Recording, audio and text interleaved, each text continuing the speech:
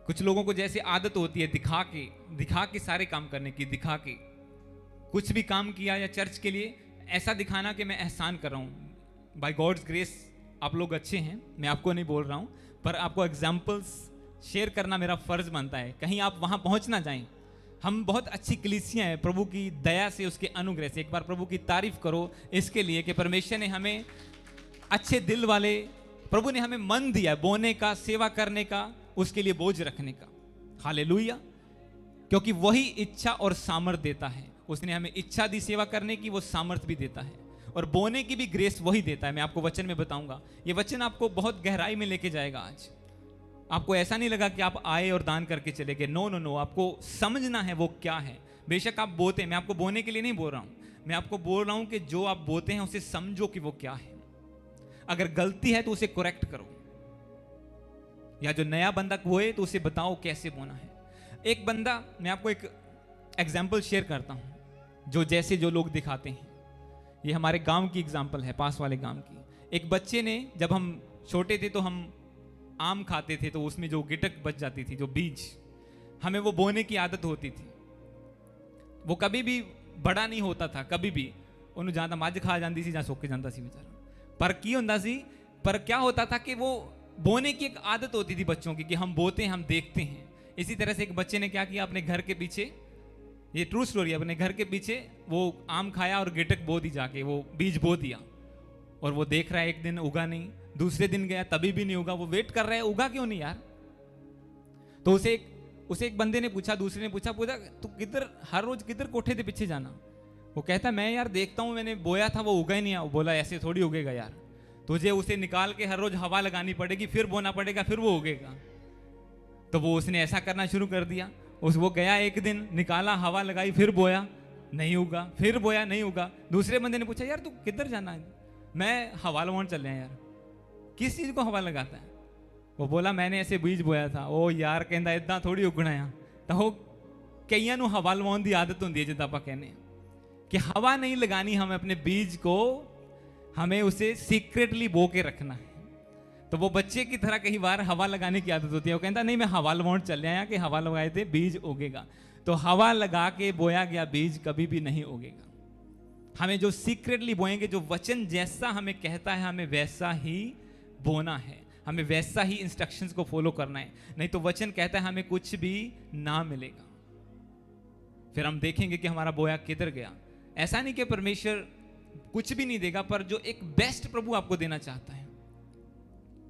बहुत सी चीजें हैं जो मैंने मिनिस्ट्री की स्टार्टिंग में की, पर मैंने बाद में टीम को बताया 1 साल बाद, 1.5 साल बाद, कि ऐसा हुआ था, तब ऐसा हुआ था। उसमें से 1-2 मैं आपसे शेयर करूंगा। एनीवे, दीज 2 पॉइंट्स कि हमें कैसे बोना चाहिए, हाउ टू सो, कैसे बोना चाहिए। पहला, हमें खुश दिल से प्रभु के सामने बोना चाहिए। अगर आओ करे लड़ाई हो या पैसे थोड़े या काटे, पर अगर आप चर्च में आ ही गए, डिसीजन बना लिया बोने का, तो आपका दिल खुश होना चाहिए कि प्रभु मैं दिल से तुझे बोता हूं। और दूसरी बात, दिखाकर नहीं, सीक्रेटली, परमेश्वर को दिखाकर, अपने लोगों को नहीं, परमेश्वर को, कि प्रभु मैं तेरे सामने अपने दिल खोल के इसे बोता हूं। ठीक है, प्रभु के सामने सीक्रेटली बोना, आंबदी गिटक की तरह हवा नहीं लगानी। हालेलुया। सेकेंडली, हमें कितना बोना चाहिए, जो सबसे बड़ा कई बार क्वेश्चन होता है। तो इसके लिए हम वचन को पढ़ेंगे। मलाकी की किताब, अगर इससे पीछे अगर आप आए 1-2-3 पेज तो आपको मिल जाएगी। मलाकी की किताब 1-2 पेज पीछे आपको मिलेगी, जिसके पास फुल बाइबल है। उसका 3, उसका 10 को हम पढ़ेंगे, सिर्फ 10 की मैं एक लाइन को पढ़ूंगा।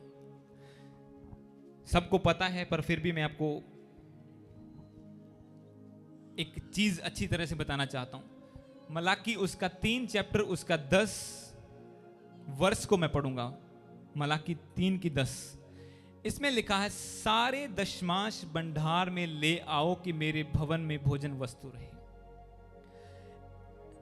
अब सबको पता है टाइथ बोना होता है 10%। इंग्लिश में लिखा, bring the full tithe into the storehouse. कितना लिखा, आधा टाइथ के पूरा के पौना। Bring the full tithe into the storehouse, यानी कि परमेश्वर के घर में अपना full tithe 10% of your wages और इनकम, उसे परमेश्वर की आज्ञा के अनुसार लेके आना है। कितना बोना है? प्रभु ने कहा 10%।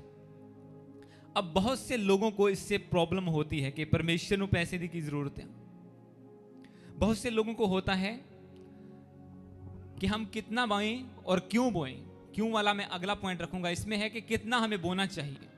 हमें बोना चाहिए परमेश्वर के वचन के अकॉर्डिंग अपना टाइथ। प्रभु ने कहा full tithe bring to the storehouse, यानी कि पूरा दशवान जितना आपका बनता है वो परमेश्वर के घर में आना चाहिए। ये वचन कहता है पूरा दशवान प्रभु के घर में लेके आओ। पर लोग कई बार इससे ऑफेंड हो जाते हैं कि चर्च वाले पैसे मांगते हैं। अगर मैं आपको एक चीज बताऊं तो परमेश्वर ने परसेंटेज रखी है यहां पे, इतने परसेंट चाहिए, 10%।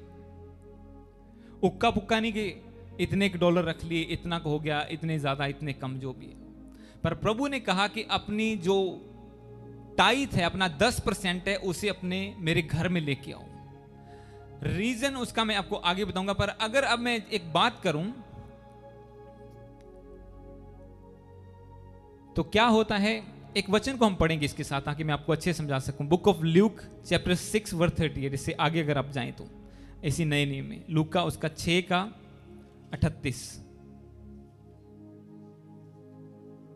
हम इस मलाकी में दोबारा आएंगे, पर उससे पहले मैं एक वचन आपको और, book of Luke chapter 6 verse 38।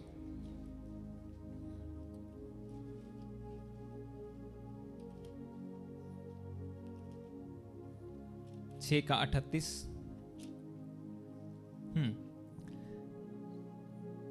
इसमें लिखा, पहले में प्रभु ने कहा कि अपना दशवांश मेरे घर में लेके आओ।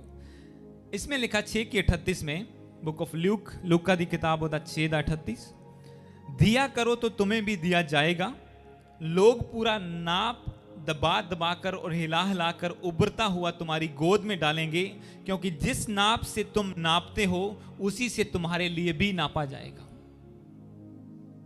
जिस नाप से तुम नापते हो उसी से तुम्हारे लिए भी नापा जाएगा, परमेश्वर का वचन ये कहता है।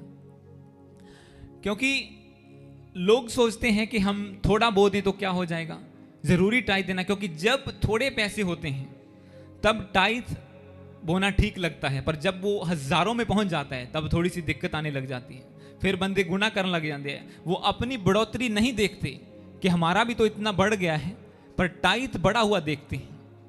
जब मैं न्यूजीलैंड में आया तो मैंने पहली बार $80 कमाए थे और मैंने उसका $8 टाइथ निकाला था। तब मैं बैप्टाइज नहीं था, प्रभु को नहीं जानता था अच्छी तरह से, थोड़ा थोड़ा जानता था।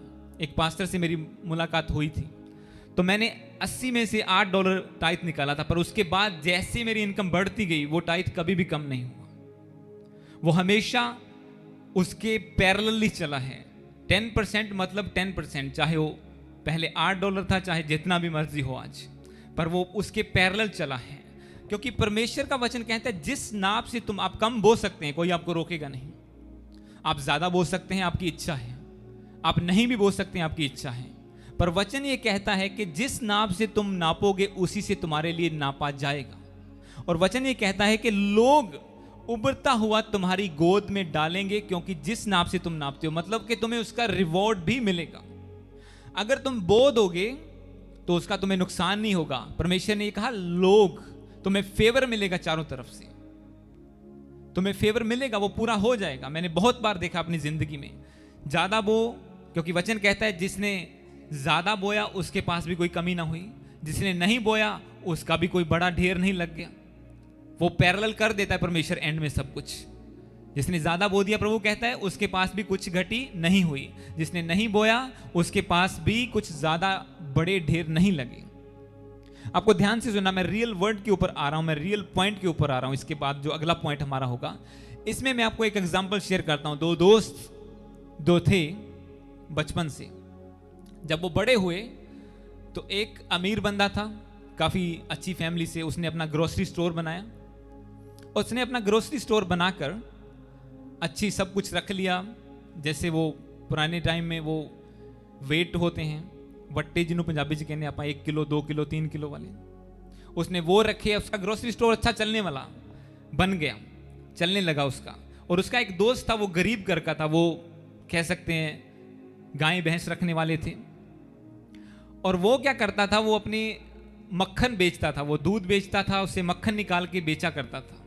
और जैसे ही वो बेचता था तो उनकी दोस्ती थी आपस में, और वो भी उससे लेने लगा। उससे पहले क्या हुआ कि वो उससे मक्खन लेने लगा, और जैसे वो लेने लगा एक दिन उसने क्या पाया, उसने अपने वेट से किया तो वो बोला कि नहीं, तेरा मक्खन कम है भाई, तू धोखा करता है, तू सारे लोगों के साथ धोखा करता है, तूने मेरे साथ भी धोखा किया, हम तो दोस्त हैं, तूने ऐसा क्यों किया मेरे साथ। उसने कहा भाई हाँ, गलती तो मुझसे हुई है। वो बेचारा सच्चा था, हाँ मक्खन तो वाकई कम है, ये तेरा 1 किलो का वेट है और ये इतना 900 ग्राम है या 800 ग्राम है, जितना भी है। पर वो कहता यार मुझे समझ में नहीं आता कि गलती हो कैसे गई। मैं बिल्कुल बरोबर तोल के लेके आता हूं उस चीनी के पैकेट के साथ जो तूने मुझे दिया था, मैं बिल्कुल उसके पैरेलल तोल के लेके आता हूं। मेरे पास, बोला तू तो अमीर है, तेरे पास वेट है, सब कुछ है, मेरे पास इतना ये इक्विपमेंट्स नहीं है, मैं बेचारा गरीब हूं, मेरे पास एक तकड़ी है, वेट भी मेरे पास नहीं है, पर मैं तो बिल्कुल उसके पैरेलल तोल के लेके आता हूं। जो चीनी का पैकेट मैंने तेरी दुकान से लिया था वो भी तो 1 किलो का था, तो हुआ क्या, उसका पैकेट कम था। तो बाइबल कहती है जिस नाप से तुम नापोगे उससे तुम्हारे लिए नापा जाएगा। हालेलुया। परमेश्वर उसी नाप से नापता है जिससे आप नापते। आप धोखा करेंगे, धोखा काटेंगे, क्योंकि वचन कहता है जो बोओगे वो काटोगे भी, जितना बोओगे उतना काटोगे भी। अब उसने अगर धोखा बोया तो वो मुड़ के उसी के पास आया। एक बहुत वंडरफुल एग्जाम्पल मैंने कुछ टाइम पहले सुनी और मैंने सोचा आपके साथ आज शेयर करूं, क्योंकि ये हमें बताती है कि हम छुप नहीं सकते परमेश्वर की नजरों से।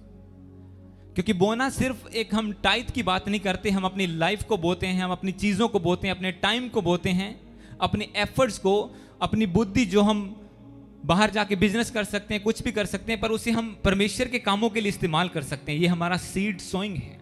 पर आज हम टाइथ की बात कर रहे हैं क्योंकि ये एक मोस्ट इंपॉर्टेंट पार्ट है क्रिश्चियन बंदे के ब्लेस होने का। ये इसलिए नहीं आपको वचन दिया जाता कि हम चर्च सुपर ब्लेस्ड है। मैं ब्लेस्ड हूं क्योंकि परमेश्वर मुझे मेरे बोने के द्वारा ब्लेस कर रहा है, किसी चीज की घटी नहीं छोड़ता। वो चर्च के पास अबंडेंस में है, जो चाहिए वो मिलता है, सब कुछ है पर चर्च के पास, पर ये आपकी ब्लेसिंग के लिए है।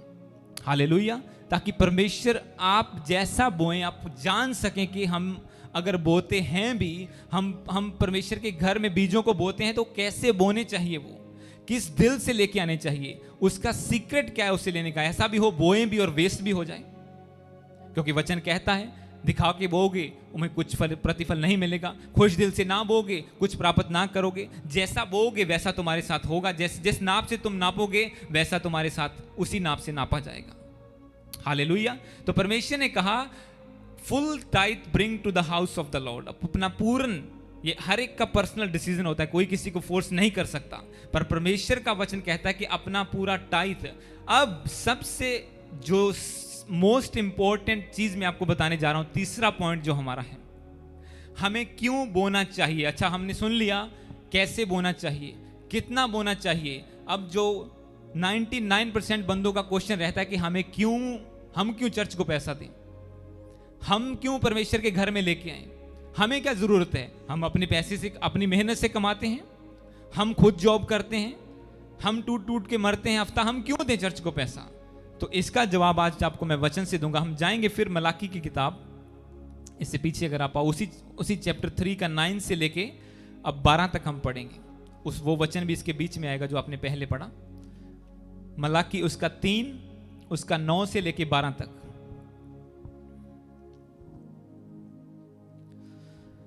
मलाकी की किताब उसका 3 चैप्टर, उसका 9 से 12 तक मैं पढ़ दूंगा आपके लिए। इसमें लिखा, आपको बड़े ध्यान से इन सब वचनों को सुनना है जो मैं अभी पढ़ने जा रहा हूं।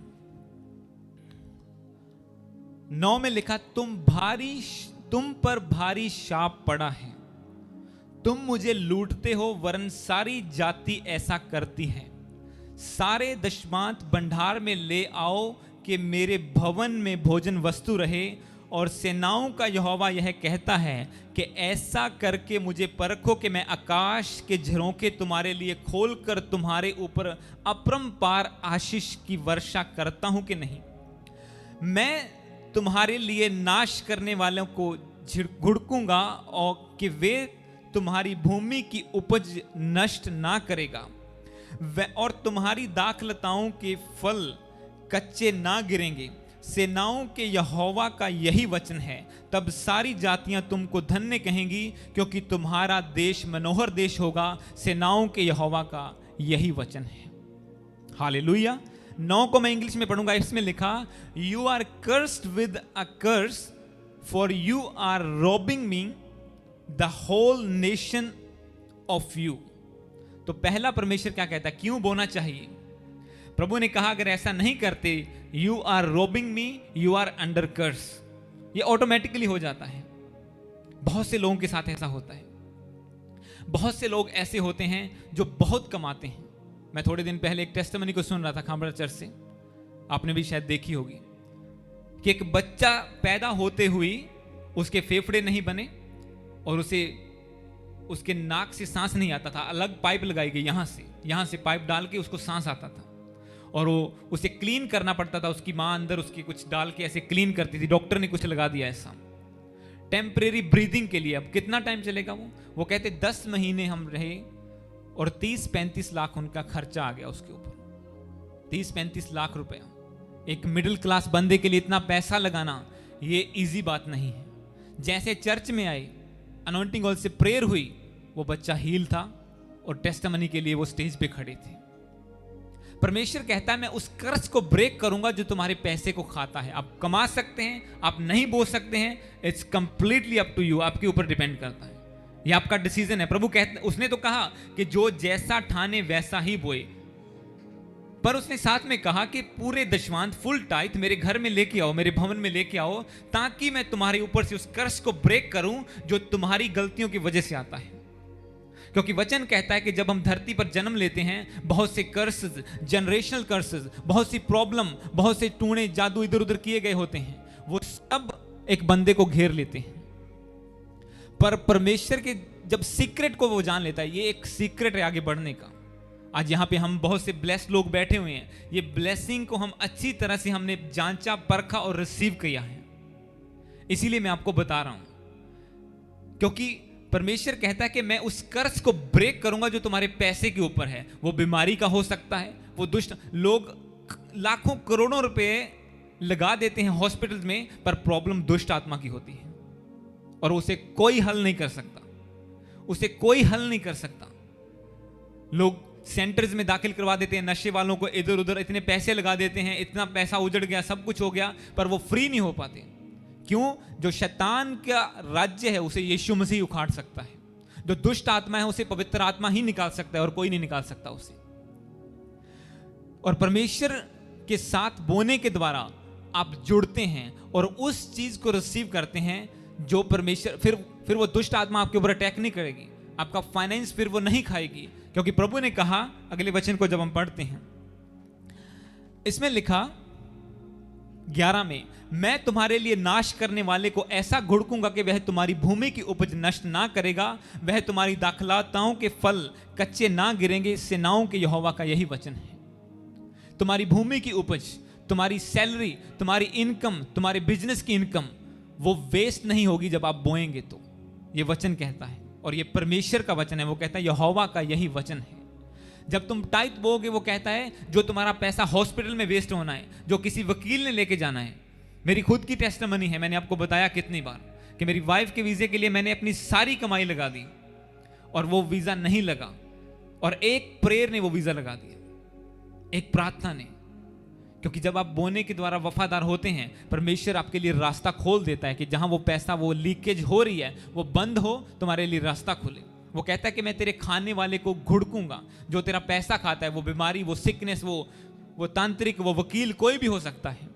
परमेश्वर एक्सपोज कर देगा उन चीजों को और डिलीट कर देगा तुम्हारी लाइफ से। हालेलुया। और आपको वो ब्लेसिंग, वो कहता है कि मैं 10 को पढ़ेंगे, सारे दशमांश, उसने कहा क्यों बोना चाहिए, why should we bring the tithe, सारे दशमांश भंडार में ले आओ और मेरे भवन में भोजन वस्तु रहे। और सेनाओं का यहोवा यह कहता है कि ऐसा करने से मुझे परखो कि मैं आकाश के झरोखे तुम्हारे लिए खोलकर तुम्हारे ऊपर अपरंपार आशीष की वर्षा करता हूं कि नहीं। वो कहता है कि and thereby put me on the ट्रेस says the Lord of the host, if I will not open the windows of the heaven for you and pour down for you a blessing until there is no more need. English में बहुत बड़ा बढ़िया लिखा है। इसमें लिखा है कि I will pour down for a blessing until there is no more need. जब तक तुम खुद बस नहीं करोगे, परमेश्वर कहता है मैं आशीष बरसाता रहूंगा तुम्हारे ऊपर। हालेलुया। वो कहता है जब तक तुम खुद ना कहोगे प्रभु बहुत हो गया बस। जैसे दाऊद कहता है प्रभु मुझे इतना अमीर ना कर देना कि मैं तुझे भूल जाऊं। उसे परमेश्वर ने बहुत ऊंचा किया। उसने लिखा, कहता प्रभु मुझे इतना भी अमीर ना कर देना कि मैं तुझे भूल जाऊं, बस कर, मैंने बहुत आशीष पा ली है।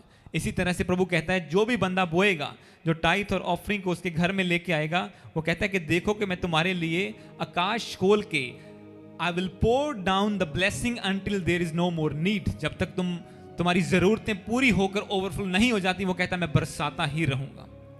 तो जिस नाप से तुम नापोगे उससे तुम्हारे लिए नापा जाएगा। अगर उसने कहा टाइथ तो मतलब टाइथ, दशवांत। अब इस वचन को अगर मैं बोलूं, जैसे कहते हैं कि हम थोड़ा बोलें या कुछ कॉम्प्रोमाइज कर लें या कैसा कर लें। जैसे कई बार मैं सोचता था पहले, जब अच्छी तरह से वचन को नहीं जानते थे, प्रभु से दिल से नहीं जुड़े हुए थे, चल थोड़ा बो देने, इतना बो देने, इतना कर देते हैं, चल इस बार नहीं बोते, चल इस बार जरूरी है हर बारी बोना। मैं आपकी ब्लेसिंग के लिए आपको बता रहा हूं। जो अगर आप देखो, अब हम यहां पे काम करते हैं न्यूजीलैंड में या कोई भी फॉरेन कंट्री हम काम करते हैं, ऑटोमेटिकली हमारा टैक्स चला जाता है। वेजेस हमारी सैलरी अकाउंट में टैक्स कटने के बाद आती है। वो 20% है, किसी का कितना है अकॉर्डिंग टू द वेजेस, किसी का 33% भी है, किसी का 25% भी है, किसी का 20% भी है। हर एक का अलग अलग है। आप देखो गवर्नमेंट क्यों मांगती है वो पैसा? वो कहती है टैक्स पे करो। क्यों? हम आपको अच्छी सड़कें देते हैं, हम आपके लिए पार्क्स बनाते हैं, हम आपके लिए अच्छा पानी का प्रबंध करते हैं, सब कुछ करते हैं। हम एनवायरनमेंट को कंट्रोल करते हैं, ज्यादा पोल्यूशन ना हो, ताकि तुम ऑक्सीजन ब्रीथ कर सको। वो 15%, और फिर उसके बाद वहीं पे बस नहीं हो जाता, फिर वो जो फल सब्जियां आप लेते हैं 15% उस पर भी जाता है, 20% 15% उस पर भी चला जाता है। पर आप सोचो, एक गवर्नमेंट जो चीजों को अरेंज करके आपको दे रही है, वो इतना मांग रही है और आप मना नहीं कर पा रहे, आपको देना ही देना पड़ेगा। अगर आप नहीं दोगे तो 420 हैं आप, उनके अकॉर्डिंग केस पड़ेगा आपके ऊपर टैक्स चोरी करने का। आप 420 के केस में फंसेंगे, क्योंकि गवर्नमेंट क्या कर रही है, वो चीजों को अरेंज कर रही है आपके लिए। पर जो सर्वशक्तिमान परमेश्वर है, जिसने वो चीजें बनाई हैं, वो कहता है 10% दे दो, इतना ही बहुत है।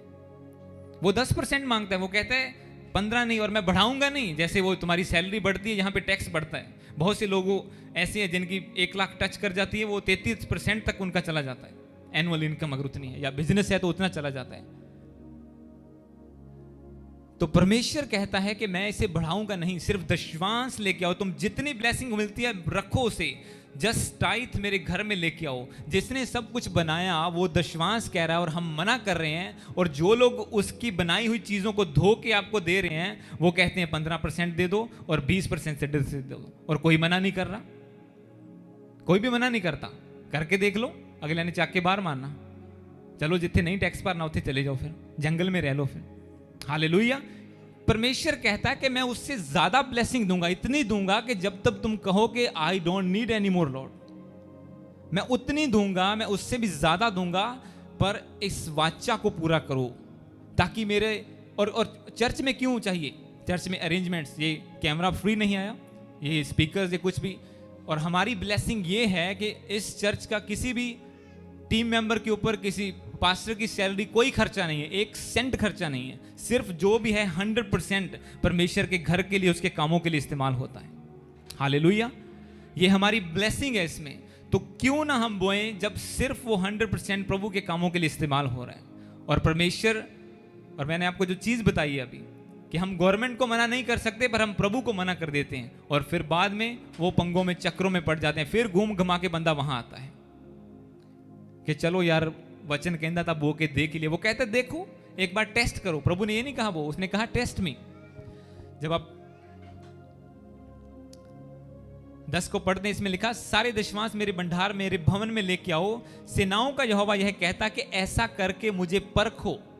वो कहता है कि टेस्ट करके देखो एक बार, अगर तुम्हें लगे कि फायदे की बात है कि नहीं है, नहीं फायदा होता है तो छोड़ दो। वो कहता है पहले देखो, पर डेफिनेटली वो कहता है जैसे बोगे वो डोर्स ओपन हो जाएंगे, वो हेवन की विंडोज ओपन हो जाएंगी। परमेश्वर कहता है तुम्हारे धरती पे बोने के द्वारा, पर वो कहता है हेवन से आशीष ओपन हो जाएगी। और मैंने देखा है उसे ओपन होते हुए। आप में से बहुत से लोगों ने भी देखा है जो हम पुराने चर्च में जुड़े हुए हैं। आपने देखा बोने के द्वारा ब्लेसिंग्स को ओपन होते हुए। क्योंकि जैसे जितनी बार, अगर मैंने साल में 3 बार अपना टाइट बढ़ाया तो 3 बार मेरी सैलरी बढ़ी। जितनी बार, जितना आप प्रभु को के सामने, क्योंकि वो कहता है कि जिस नाप से तुम नापोगे उसी से तुम्हारे लिए नापा चला जाएगा। हम एक वचन को और पढ़ेंगे, फिर हम जल्दी फिनिश करेंगे इसको। नीति वचन, अब मैं आपको बोने के जो 1-2 फायदे वो बता के वचन से, नीति वचन प्रोवर्ब्स इंग्लिश में, उसका चैप्टर 3 वर्स 9 और 10 को हम पढ़ेंगे। नीति वचन प्रोवर्ब्स चैप्टर 3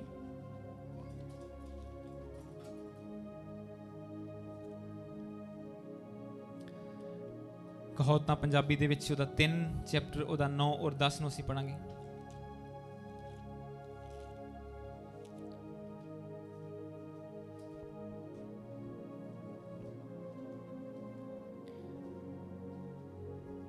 नीति वचन 3 उसका 9 और 10 को मैं पढ़ूंगा जल्दी से।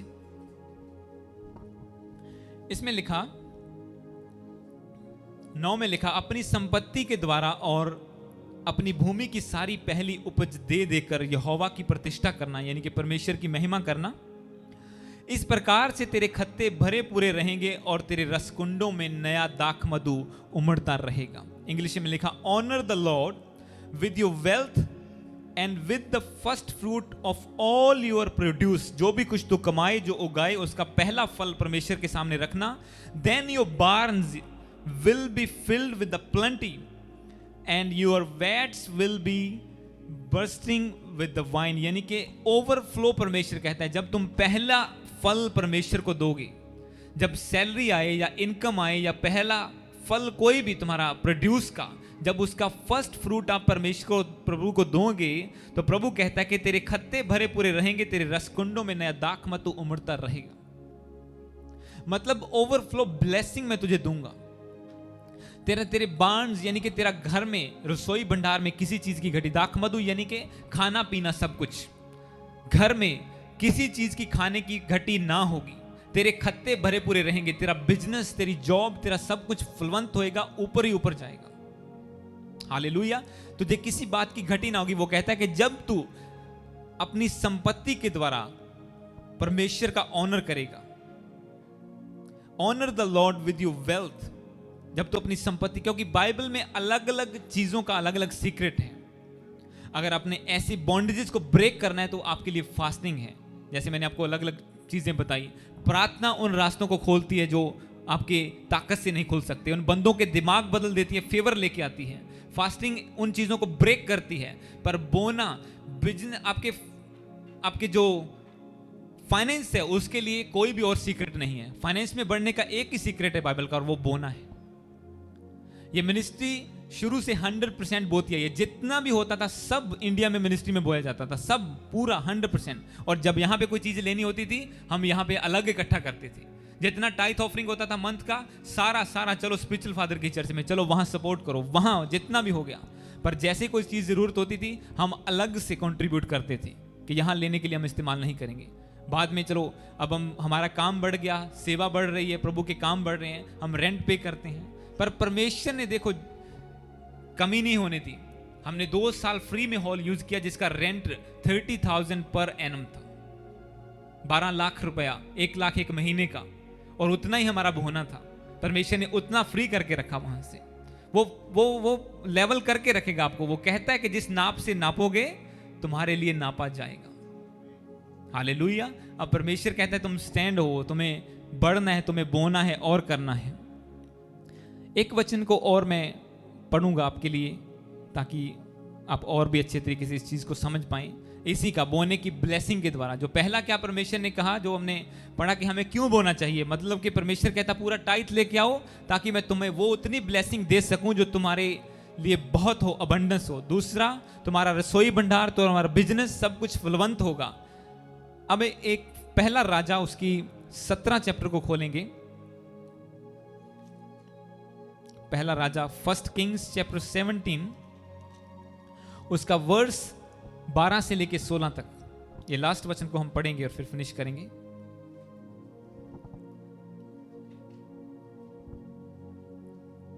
फर्स्ट किंग्स चैप्टर 17 पहला राजा 17 उसका 12 से लेके 16 तक। आप जल्दी से निकालें तो मैं इसको पढ़ दूंगा। फर्स्ट किंग्स चैप्टर 17 वर्स 12 से लेके 16 तक।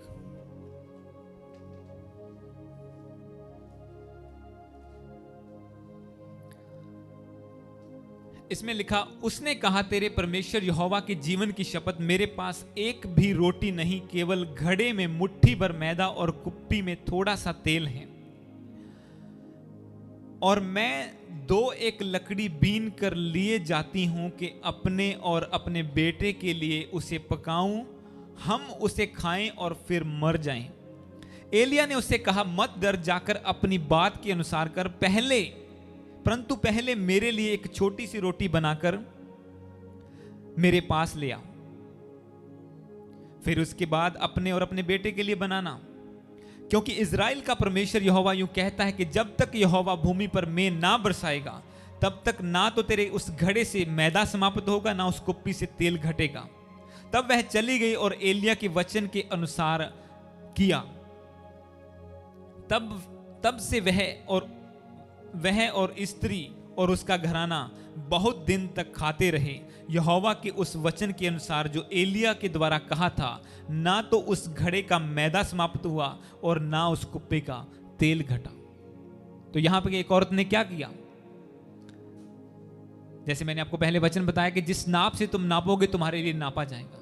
इस औरत के पास एक रोटी के लिए खाली मैदा था और थोड़ा सा तेल था कि एक रोटी बनाए और अपने बच्चे को दे, क्योंकि देश में अकाल पड़ा था। ये सिचुएशन वो थी, सारे देश में अकाल था। जब एलिया ने प्रोफेसी की थी कि अगले 3 साल 3.5 साल ना तो बारिश पड़ेगी, ना कोई ओस पड़ेगी, ना कोई हरियाली होगी, ना अनाज होगा, सब कुछ खत्म हो जाएगा, क्योंकि लोगों ने परमेश्वर को मानना छोड़ दिया था। पर जो जो लोग प्रभु का डर मानते थे, वो सब लोग उस काल में से बचाए गए थे। जब वो अकाल पड़ा, जब वो फेमिन हुआ, जब सारी धरती पे नाश हुआ, सब कुछ सूख गया, जो लोग परमेश्वर के डर में चल रहे थे। और इस औरत ने क्या किया, आप देखो, इससे एलिया कहता कि जो तेरे पास थोड़ा सा मैदा है, पहले मेरे लिए रोटी बना के लेके आ। अब बंदा अपनी सोच से सोचे तो ये मूर्खता है। बेटा सामने भूखा है, खुद भूखी है, अकाल पड़ा है, कोई और सोर्स नहीं है अनाज का, एक ही रोटी का मैदा है, और उसे भी दूसरे को देना। इस डिसीजन को बनाने के लिए हार्ट चाहिए, इसको बनाने के लिए एक परमेश्वर का दिया हुआ दिल चाहिए, उसका कन्वर्ट किया हुआ हार्ट चाहिए। क्योंकि वो कहता है कि मैं तुम्हारे मनों को बदलूंगा, तुम्हारे अंदर से पत्थर का हृदय निकाल के मांस का डाल दूंगा, ताकि तुम मेरे वचन को पूरा कर सको, मेरी विधियों पर चल सको। जो विधियां, जो वचन मैं बताता हूं, तुम अपने दिल से उस पर नहीं चल पाओगे, तुम टाइट नहीं दे पाओगे, परमेश्वर कन्वर्ट करेगा आपके हार्ट को।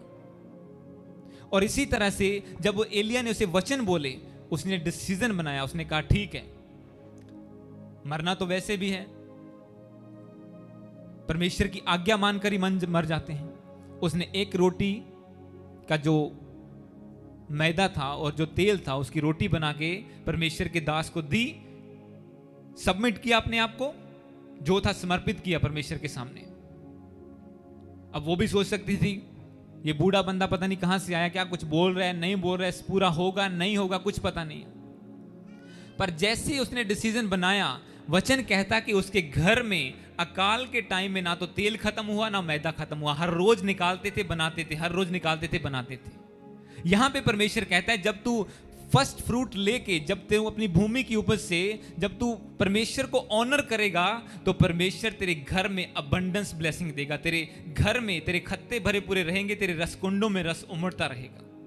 अब इसने परमेश्वर का ऑनर किया, उसके दास का ऑनर किया, बोया, ना तो उसकी कुप्पी से तेल खत्म हुआ, ना उसके घाटे से मैदा खत्म हुआ। एलिया भी खाता रहा, वो औरत भी खाती रही, उसका बच्चा भी खाता रहा।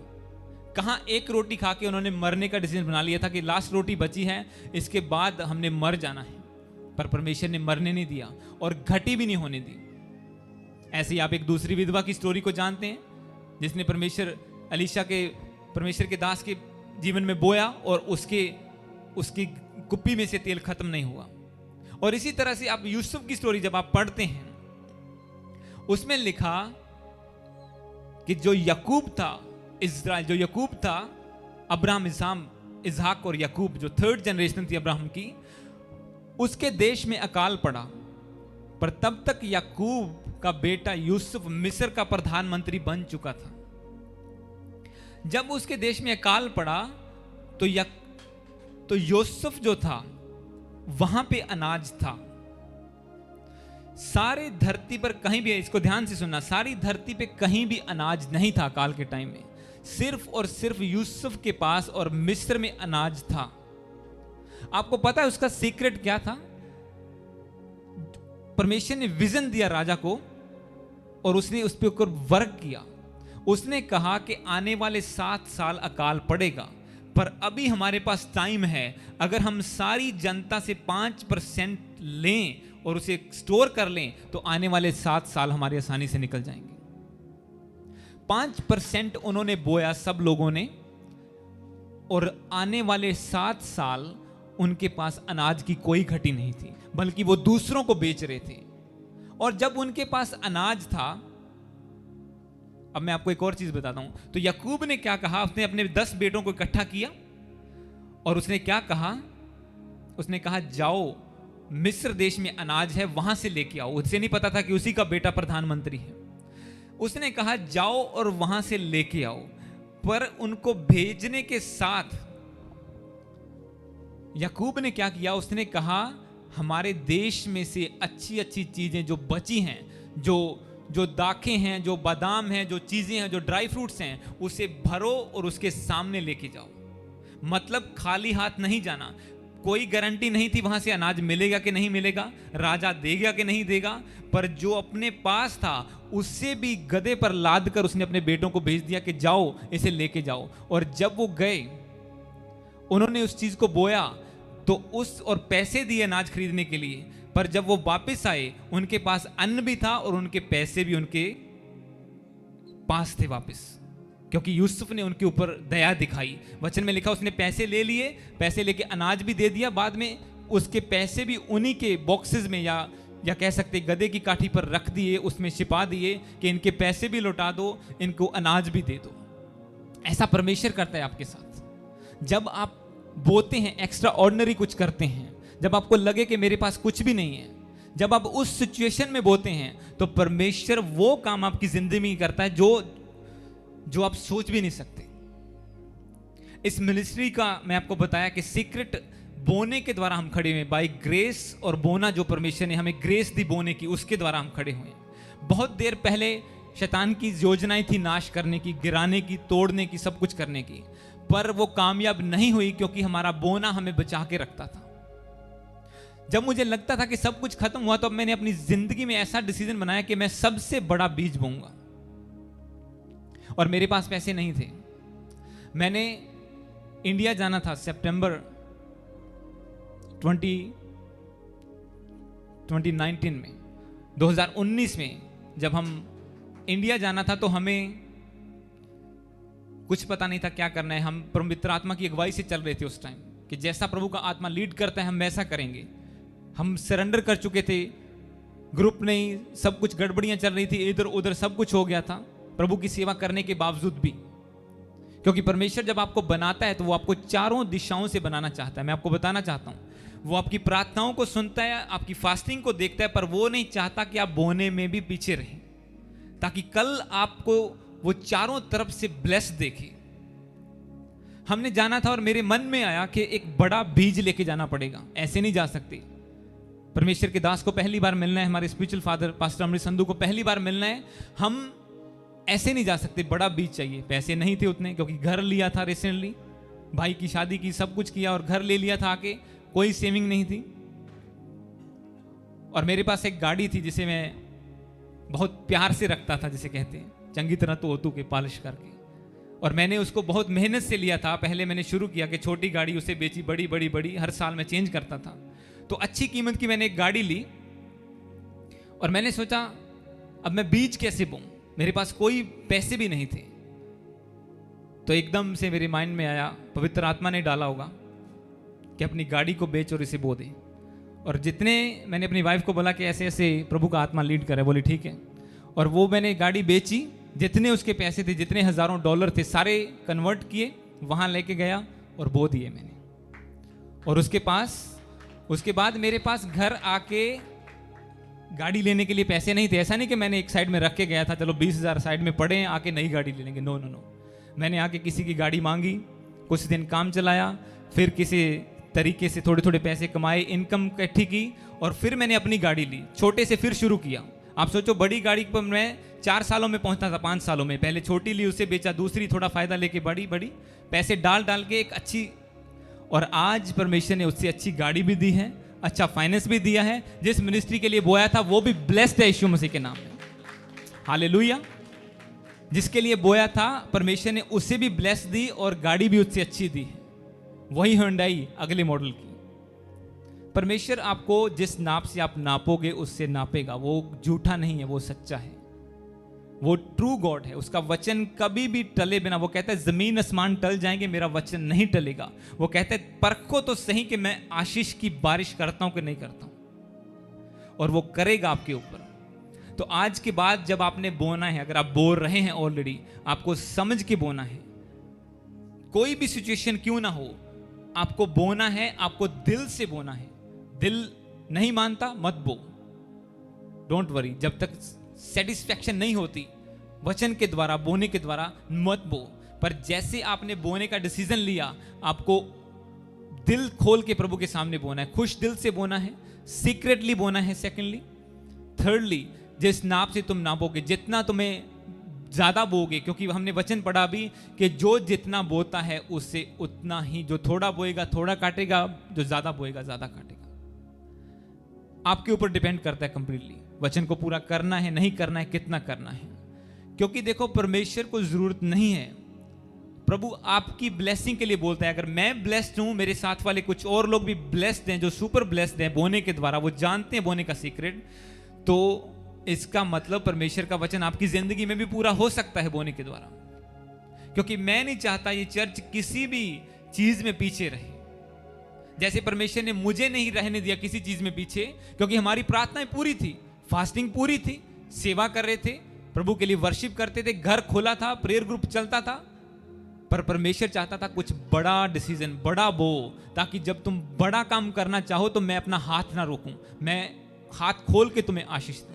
परमेश्वर वो परमेश्वर है जो मछली के मुंह से सिक्का, जो करेंसी को पैदा कर सकता है। उसे आपकी जरूरत नहीं है। उसने नदियां, पहाड़, सब कुछ उसने आप ही बनाया है। वचन में लिखा कि सारी नदियां, सब कुछ उसी के हैं। अब टाइम हो गया, मैं आपको वचन और आगे नहीं लेके जाना चाहता। तो गॉड ब्लेस यू, प्रभु सबको ब्लेस करे। अपने बोने को समझना है और बोना है, और अपनी बेस्ट ऑफरिंग को बोना है प्रभु के सामने, अपने फुल टाइथ को बोना है। और मेरा टाइथ नहीं है, वो बहुत आगे निकल चुका by the grace of God. क्योंकि मैंने जब डिसीजन बनाया तो परमेश्वर ने मुझे चारों तरफ से ब्लेस किया, और वो डिसीजन अभी तक कायम है। ऐसा नहीं कि थोड़े टाइम के लिए बना लिया, 10 से 15 कर लिया और फिर बाद में बोले कि नहीं ठीक है। वो 15% था, 15% है, और आगे बढ़ता जाता है। हालेलुया। तो प्रभु सबको ब्लेस करे। आइए हम प्रार्थना में चलेंगे अपने